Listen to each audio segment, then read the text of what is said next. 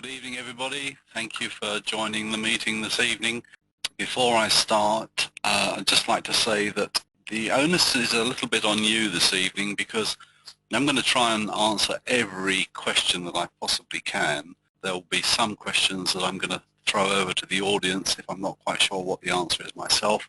So we will have a general question and answer session right at the end, but I'm going to keep the meeting going until everybody's signaled to me that they've had all their questions answered.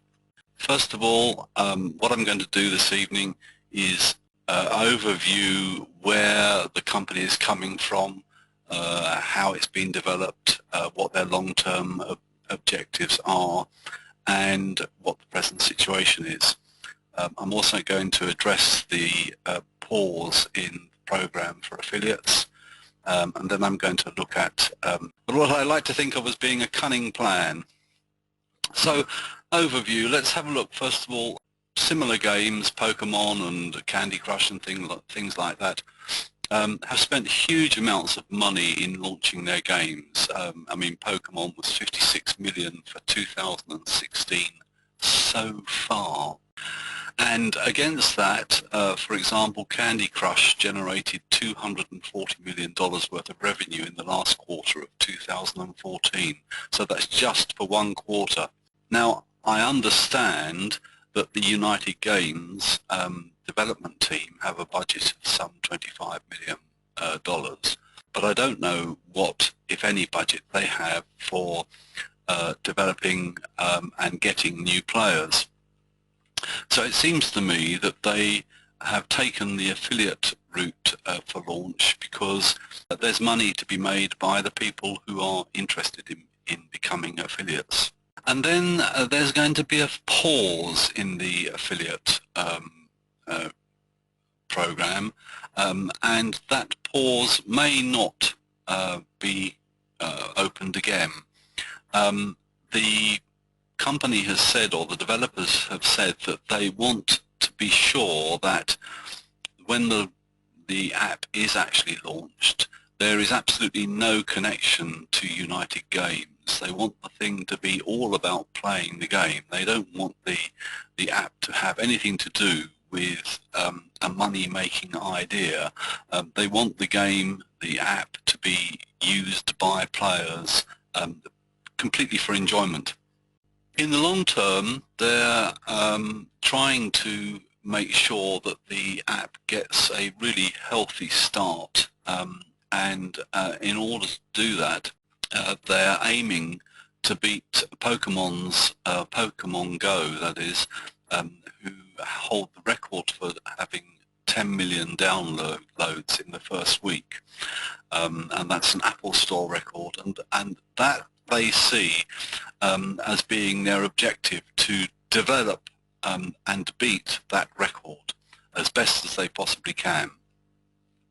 And the present situation is that they have taken this affiliate recruitment program. There is no cost to the affiliates, there's no risk to the affiliates until the program is actually launched.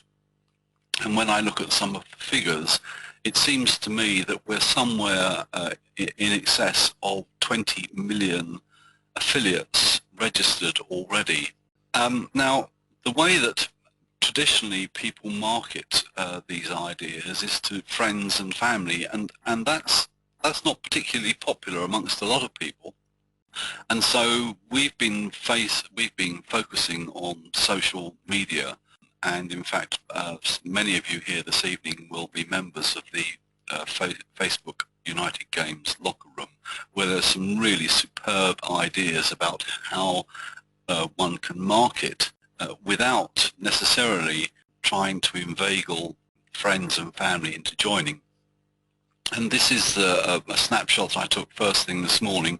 It's already out of date, but it's a snapshot of the effect for me so far. There are now 50 people in my first 3 tiers, and I've only been marketing this for just coming up to 4 weeks. Now, the interesting thing about using the Facebook marketing is that I haven't approached any one of those affiliates in my first line. They've all come to me. They've all come to me because I've been copying, quite frankly, what my upline has been doing, and I've been posting it as if it were my own. Now, we do know that there's going to be a pause in the affiliate program, and the question which I've been thinking about is, what will us affiliates be doing during that pause? And I suppose it's a question you might want to ask yourself, is what will you be doing? There's still no cost. There's no cost at all until the app is actually launched. So what can you be doing in that period between the announcement of the pause and the app being launched? And we don't know how long that pause is going to be. We do know that the developers have said that they will be testing the app in live games for a while. Now, a while could mean a few days, or it could mean 3 or 4 weeks, but they won't be launching it until they're absolutely happy that the app is working properly, because they want to be sure that once the app is launched, that players have a good experience. So there is going to be a period of time when some of us will be working, but I would suspect that the majority of affiliates will be wondering what next to do. So the affiliate recruitment is open, there's no cost, there's no risk, one can talk to people, one can appoint affiliates, there's no financial risk in that. Obviously there's the use of time. But the question which I've been thinking about is, what is it that the developers actually want? And that's quite clear. What the developers want is there to be thousands, hundreds of thousands, millions of players downloading the app into the season of sport. And when I look at the affiliates' objectives, I find that the reason the affiliates are so keen to promote this app is because it means more money for them, and that's what I suspect all of us here this evening are interested in. But there's also a group of affiliates listening to the videos and watching the videos on YouTube that I have. There is also a group of affiliates who I've termed as professional affiliates. These are people who perhaps themselves are players in the games. They're the superstars, or they're the professional fundraisers. And these professional people will be looking to protect their fan base. So in my cunning plan, reference Baldrick, I thought about which group of people have an interest in sharing an app which has the added benefit of there being a monetary interest. Now, affiliates have a monetary interest in sharing the app because it means they're going to earn more money. But it occurred to me that charities also have a fan base, and their interests also are monetary. They have loyal followers, but there is no monetary gain for those followers. The followers' monetary interest is giving and sharing. And so my plan is to create Facebook events. Now here I'm thinking, well, if the developers want players, then that's what I want. I want thousands, I want control of or influence on hundreds of thousands or millions of players. And by creating events and promoting those with the charities or through the charities, I can gain access to those potential players. Now, I'm not focusing, as some may have thought, on trying to make the charities themselves affiliates. Yes, if I can get them to be affiliates, that would be wonderful, and I will do everything I can to get them to be affiliates, because if they become affiliates, it means I can give over the promotion of their events to those to those charities. It means that those charities will have a keen interest in promoting the events that I've put forward amongst their followers. So it has, in some respects, absolutely nothing to do with gain on my part, but everything to do with giving. So in that respect, we don't need more affiliates, we need more players. So how are you going to get these charities? How are you going to identify them? And how are you going to get them into action? Well, the first question, of course, is which charities? Personally, I've chosen those charities with which I feel a personal identification. Secondly, and this will answer some questions about downloading the app, I've identified that they should be initially, primarily, American charities. We know that the app is going to be launched initially in the United States of America, and we know that there may be some restrictions on downloading the app in various countries. So my thinking is, well, if I can promote events in the country where the app is available, then I have access to those countries. I don't have to go for any sort of subterfuge. I don't have to look for using VPNs or anything like that. I can just promote the events in Facebook amongst the followers of American charities. And some of you will know that I've written a blog on my Web Consultants blog.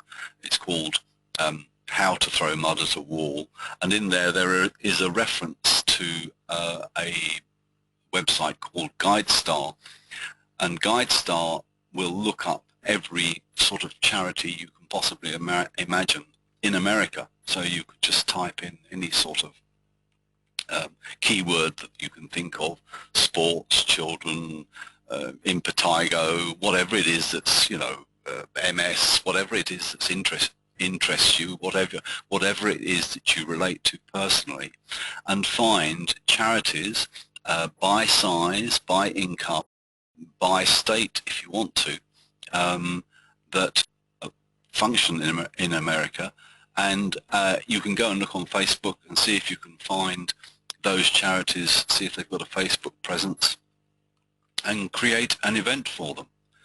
So finding charities in America is, if you like, the key to my cunning plan. So how do you approach these charities?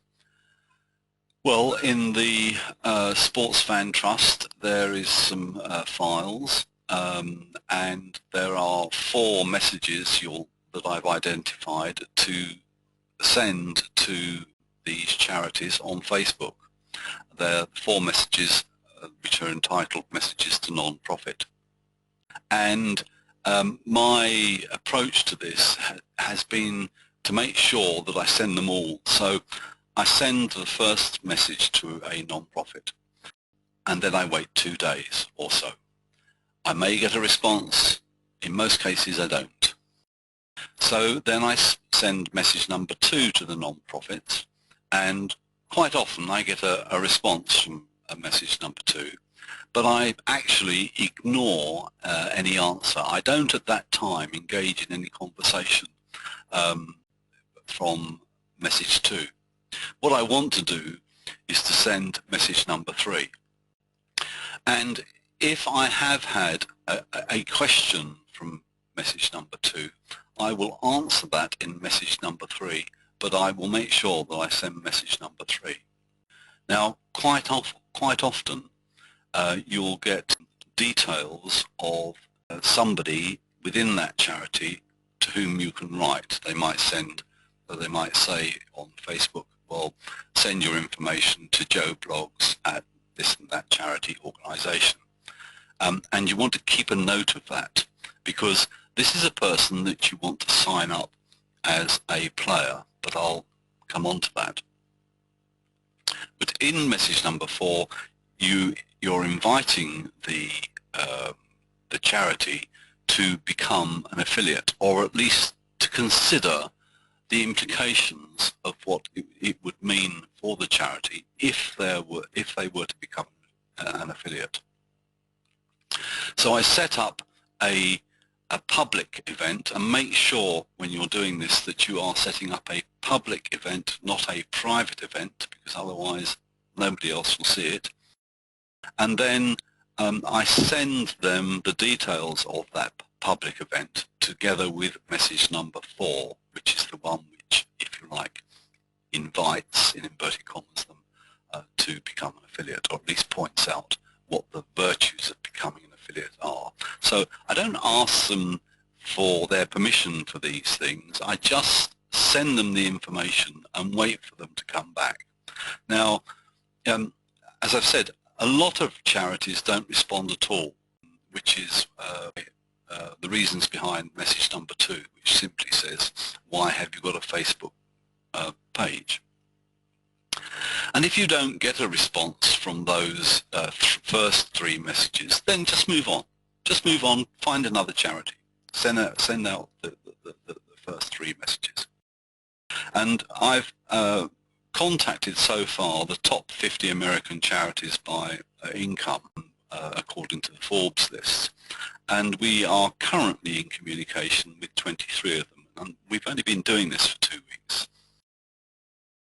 And you will see within the SportsFanTrustv2 group the numbers of events that we have already arranged, and so you will know which charities to avoid. I understand there could be some duplication. It was a question asked me outside of the group by somebody, what do we do in the event of duplication? Then I think the simple answer to that is you just apologise. You hadn't realised that that charity had already been approached, and just move on. To date, we've only had one charity ask that we take down the public event because we hadn't discussed it with them. And our response to that was, of course, absolutely no problem, we'll give it to another charity. And that's what we've done. Now, as I said earlier, if you do get names and email addresses of any individual charity worker, sign them up as a player. Again, don't ask them, don't invite them, just do it. And there's a video in the group by Victor Lugo, who's a member of the group. He asked if he could come and join us, and I was delighted that he did. Victor's done a smashing video. If you haven't already seen it, then I suggest you either ask Victor Lugo directly, or you get into the United Games Locker group, because there's a copy of it there. So what are we going to do when the pause comes? Well, we're going to promote the event. We're going to promote it amongst the charity followers. Whether or not the charity has signed up as an affiliate, we're going to promote. We're going to do everything we can except spend money to promote the event. And when I mean promote the event, you may or may not be aware that when you create an event and you get your first 2 or 3 people who say yes they're going, and you want people to say yes they're going, that every time you make a change to that event, the people who are going get notified of the change. Now, if you do that 2 or 3 times a week, and as the event gets closer and closer, you increase the frequency of the changes, then you're going to get more build-up, you're going to get more interest, you could get more opportunity to say to the people who are going to attend, you know, invite more people, invite your friends. This is going to be, just for the charity, it's going to be superb. You need to be there. And then as you get into the last week before the event, wind that up. Do a 7-day countdown. You say only 1 week to go. And, then when you get to 5 days, you could say get your family to come and join in the fun. 3 days left, you looking forward to the game. On the day of the game itself, you can say, you know, today is the day, 6 hours to the game starts. Have you got your app already? So you can build some interest and excitement. So yes, in that pause, we should be very busy promoting our events. So I said at the beginning of this presentation that I would do an overview. I would look at the developers' long-term objectives, and we'd look at what the present situation is, where we are now, and how then to address that affiliate pause. And what I hope you will find is a cunning plan, at which time we come to questions.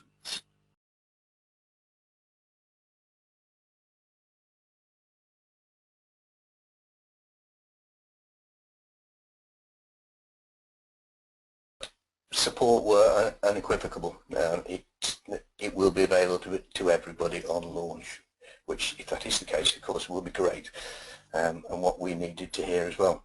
Well, that's good news, Ian. Yeah. And in some respects, I'm not all that surprised.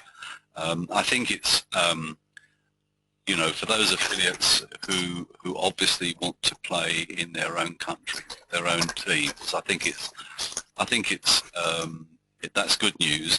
But of course, the thing is, we don't know how long before they will start introducing games outside of the United States. We don't know, for example, what proportion of the affiliates are represented within the United States.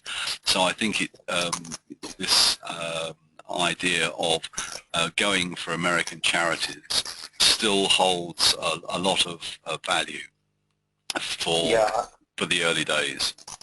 Yeah, I agree with that 100%. As in everything, America is the biggest market, particularly anything to do with the internet. I have taken us, well, before I go down that route, just go back 10 days ago, I messaged support again about another question, which was, when will things apart from NFL be available? And the response to that was that EPL will be available very shortly after launch. And when I question that, it seems that they mean European Premier League football. But again, no date. But regardless of anything, whether it's available, obviously, if it's not available, if it's only available from the US app stores, it would affect a lot of the people that people in this team are signing up as players. But it doesn't need to have a hugely detrimental effect to us, and it's only a short-term thing anyway, because at some time it will be available. But it's far better if it is available straight away, and it looks as if it might be. I was looking, before I joined with you, I was looking for, my son has got MS, by the way, for those that don't know, and I've been looking for ways to raise funds purely for our own benefit, because I want to try and get him onto a stem cell treatment plan, and there just aren't any nationally funded ones available at the moment. United Games seem to me to provide an answer to that, and also a much wider earning potential. And I went down the route of contacting the UK MS charities,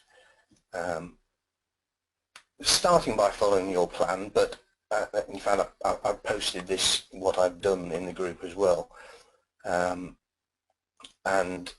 I've tailored what I said.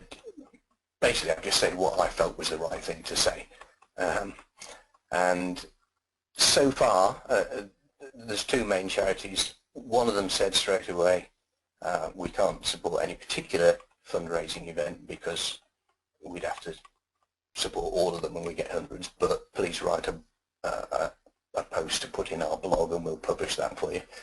The second one, which was the biggest charity, I've had contact with one particular person in their support team, sorry, supporters team, not support team, and he's been asking a lot of questions, some of which I got the feeling were quite digging questions to make sure what I was actually about and what this opportunity was that I was trying to present to them. But we're at the point now where I've created an event, a dummy event for them, which they asked me to do in the end. And they're looking at that, and over the next couple of days, I'm hoping that I'll get the go-ahead from them to use their page to promote the event. And as you said, that's then what I'll be doing during the close down. They've got tens of thousands, probably hundreds of thousands of members in the Facebook page. And I've also followed that up with an initial contact to the American equivalent of this charity. And once I've got the go-ahead to use, the reason I did it slightly different to you is I, to be honest, didn't feel 100% comfortable with creating an event using the charity's name without them saying so.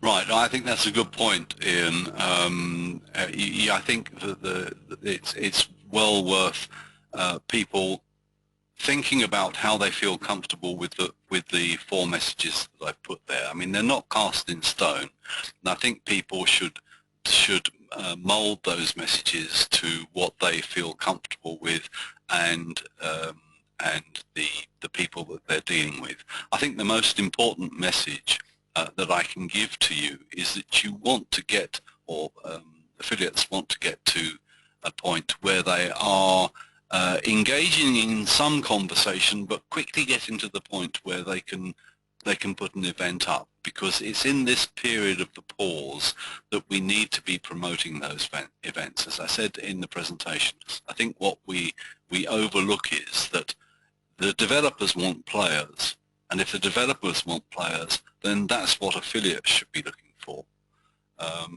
I've got a question here from Chris with regard to the group. He says, if it isn't already, can we put the website in the files for all the charities? The answer to that question, Chris, is absolutely yes. No problem at all. I'll make a note of that and put those details in the file. Does anybody have any other questions? One that crossed my mind when we were talking earlier on is, in fact, it was because of my answer from support. Is the locker room an official Facebook group? I think the answer to that question, Ian, is no. It's not an official Facebook United Games group. It's set up by oh, his name has just gone from me. But he often posts in there, and it shows the results of his recruiting so far. But no, I think it's just like our group. It's not an official United Games group. Yeah. Okay. Yeah. Chris, have you got anything else? Anybody else got anything else to ask? Well, that seems fairly straightforward then. Yeah, I don't want to hog the mic, but just going back to what I said before, when I said I didn't feel comfortable, entirely comfortable with following your thing. That isn't to say that your way of doing it is doing anything wrong, of course.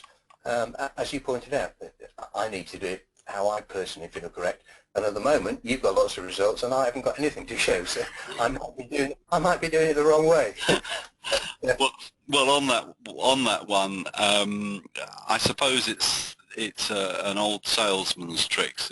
It's what I've described elsewhere as how to throw mud at the wall and make sure some of it sticks. So, if you know, I'm just trying to contact 20 new charities a day. I and Ashley, between us, we take 10 each, and we send out the letters. And if we don't get any response, okay, we don't get any response. We just move on to the next one. And on that one, if you haven't read my Facebook my tips on my blog about Facebook, when you go to one of these charities, and you're going to send them the first message. If you like their page, it's good kudos for you, and it's a little bit of a fillip, if you like, for them to come back and respond to your message when they see that they've got one and they see that you've also happened to like their page. So it's a good little tip to do. And Facebook, if you like their page, Facebook will then throw up below the like button a whole list of other related charities, non-profit organisations, so you don't have to keep going back and looking for new ones. You've just got a seemingly endless supply. Every time you like a page, you'll get a whole load more to look at. Right. Yep.